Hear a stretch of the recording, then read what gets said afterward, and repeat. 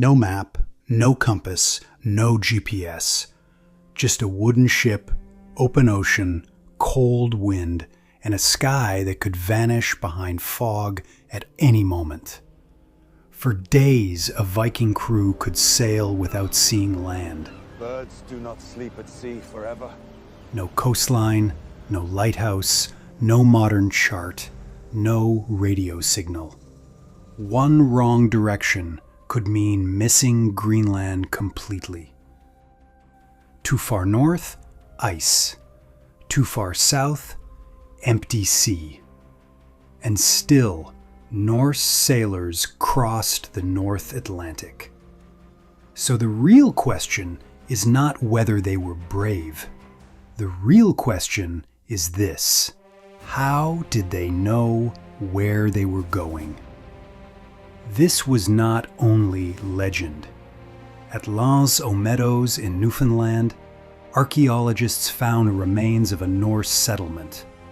It is one of the strongest pieces of evidence that Norse people reached North America centuries before Columbus. Modern tree ring research has placed Viking activity in Newfoundland in the year 1021. Remember that shore. So the crossing was real. The hard part is explaining how it was possible. The first thing to understand is that the Vikings were not trying to sail blindly from Norway straight to North America in one impossible jump.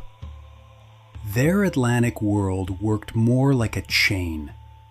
Scandinavia, the North Atlantic Islands, Iceland, Greenland, and then, for some crews, the western lands remembered in the sagas as Vinland. Can you see anything? Each stage reduced the unknown. But none of it was safe. A crew could know the general direction and still get lost. They could aim for land and miss it. They could follow the right route and still be pushed away by wind, fog, current, or storm. That is what made the voyage dangerous. The problem was not simply distance. The problem was finding the next piece of land before the ocean swallowed every clue. When the sky was clear, navigation became easier. By day, the sun gave direction. By night, the stars could help a crew hold a course. This did not mean a Viking sailor knew his exact position like a modern navigator. He was not reading latitude and longitude from a screen. He was trying to keep direction long enough to follow a remembered route. The sun could tell him where east and west were. The stars could help him stay oriented at night. And experience told him how the sky changed with season, weather, and latitude. But the North Atlantic did not promise clear skies. Clouds could cover the sun. Fog could erase the horizon. Rain could flatten the world into gray water and gray sky. In those conditions, looking upward was not enough. A crew had to read everything else. The wind mattered, not just because it moved the ship, but because it could reveal weather patterns and push the vessel off course. The waves mattered. Long swells could carry information from distant weather and open water. Birds mattered. Certain birds could mean land was closer than it looked. Clouds mattered too.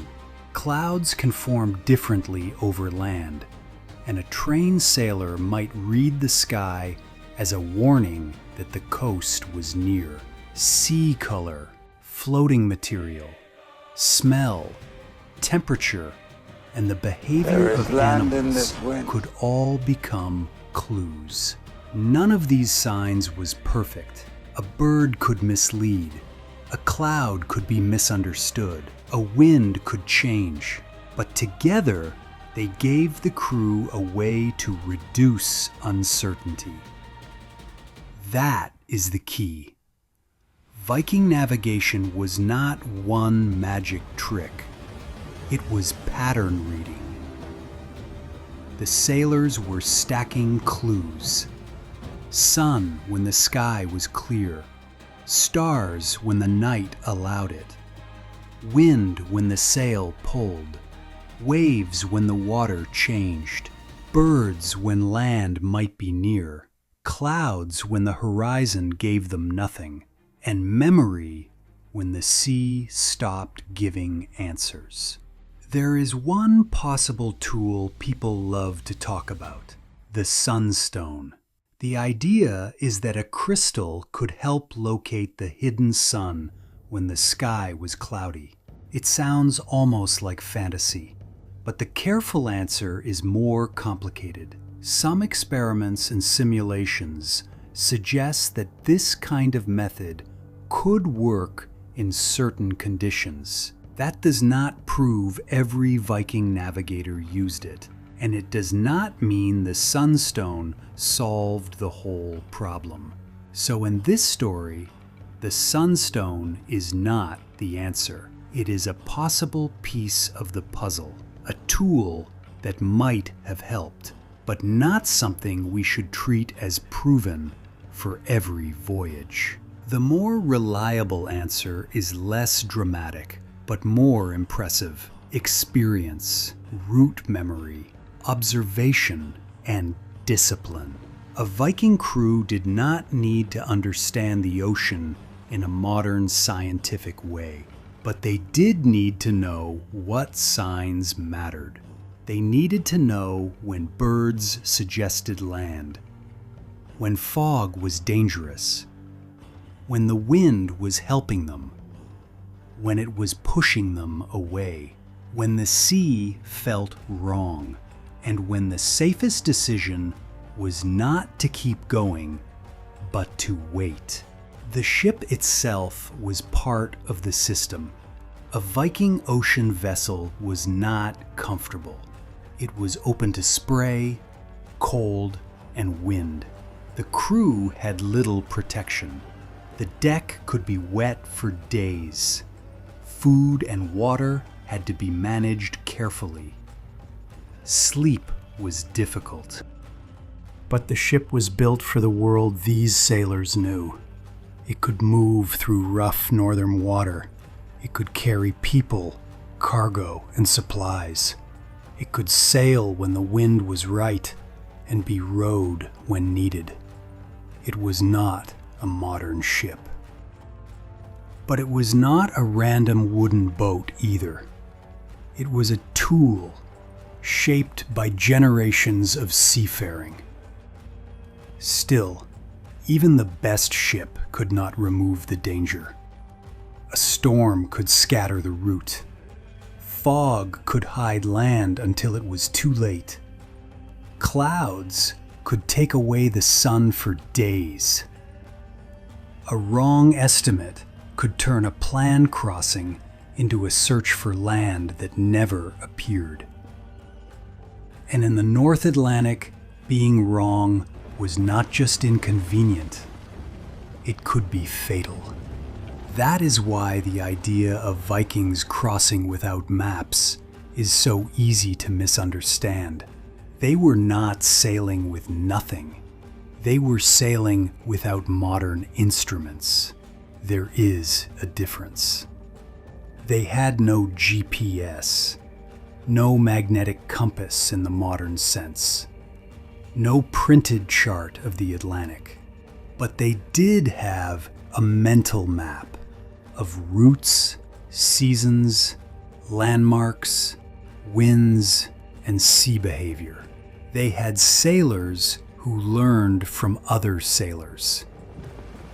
They had stories, directions, memories, and repeated experience. They knew the route was not a straight line across empty space. It was a chain of known possibilities. Sail from one known world toward the next, Hold direction as long as possible. Watch the sky, read the sea, trust the signs, and correct before the mistake became deadly. That is what made the crossing possible. Not magic, not luck alone, not one crystal, not one secret instrument. The real answer was a working system made from human observation.